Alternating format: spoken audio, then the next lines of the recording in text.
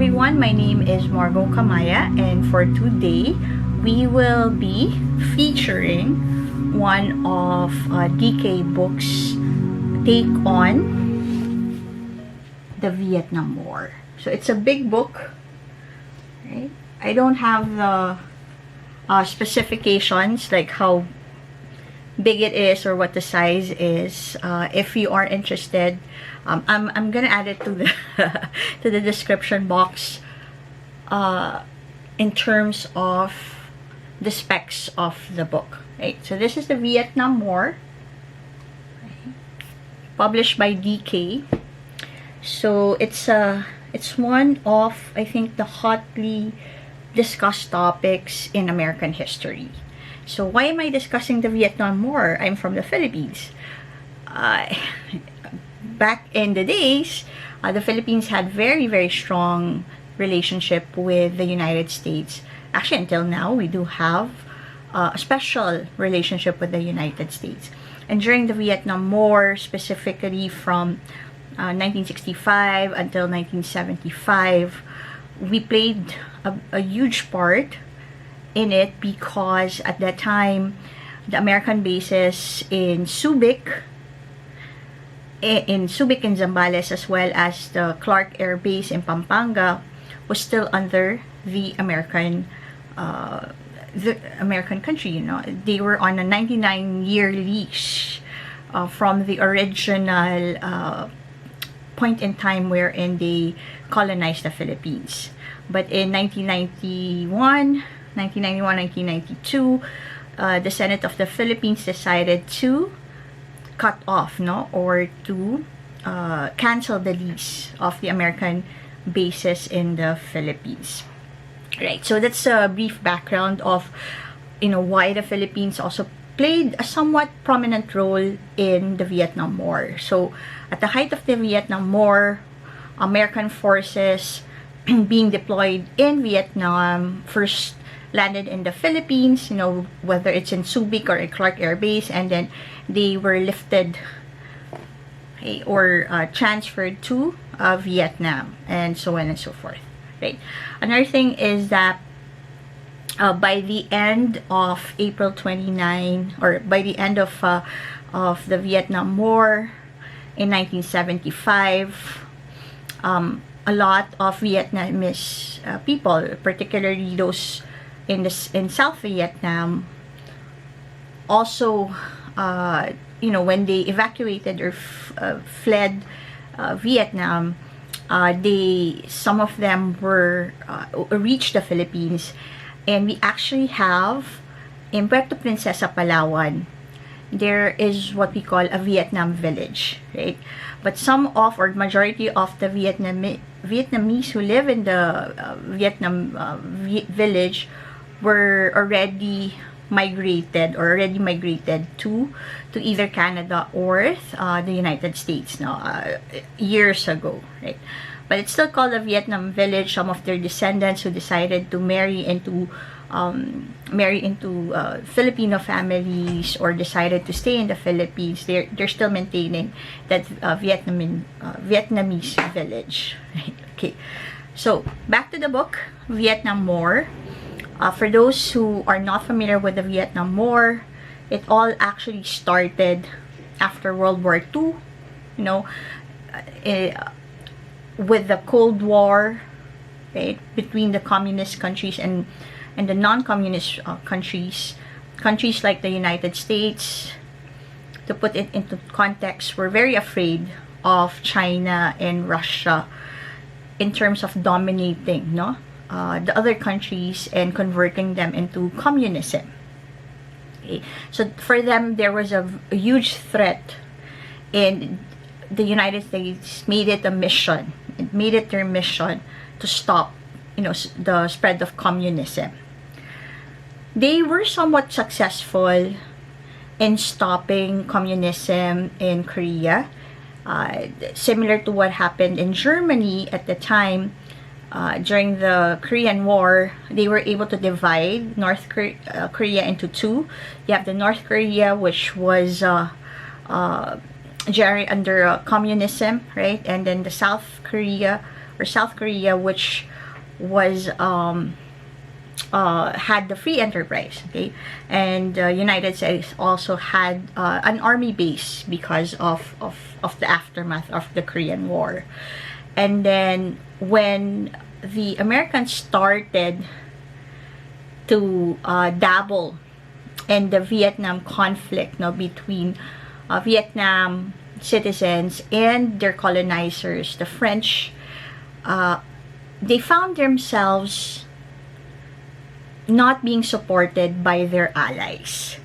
So as it became more and more a war between Vietnamese communists led by Ho Chi Minh and the Viet Cong, it was just them against the United States. Now, Great Britain, Canada, and other allies of the United States decided not to support them in the Vietnam War. Right?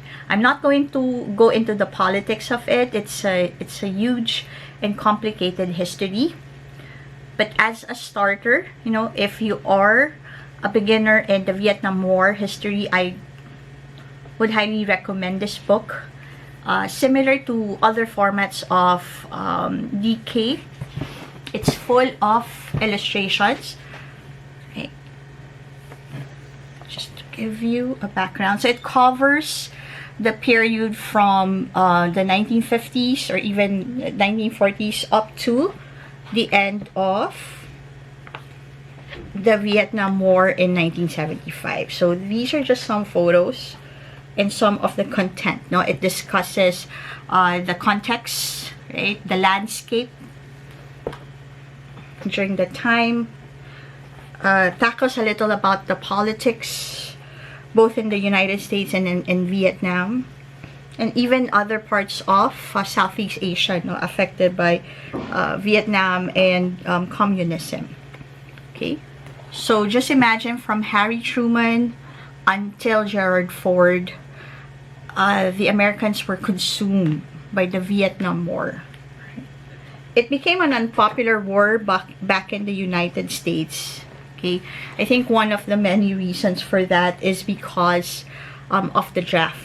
You know, the draft for the Vietnam War mostly targeted people of a certain economic strata, right? So there were a lot of privilege or what do you call this, young male Americans who were exempted because of privilege, because of circumstances which were and opportunities which were not available to most of the draftees. So I think that was also one of the reasons why it became an unpopular war. And because, similar to what's happening now in the 21st century, more and more photos, news,